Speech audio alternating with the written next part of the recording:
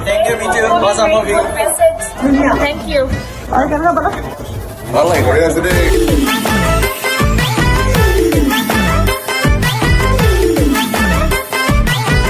বিৰাট ভাল লাগিলে বঢ়িয়া এক্টিং কৰিছে খুব ভাল লাগিলে একদম পুৰা এনজয় কৰিছো পুৰা এণ্টাৰটেইনমেণ্ট পুৰা ফুলত গোবিন্দ ৰাম কৃষ্ণ তোৰে পৰীক্ষাৰ প্ৰশ্ন very well done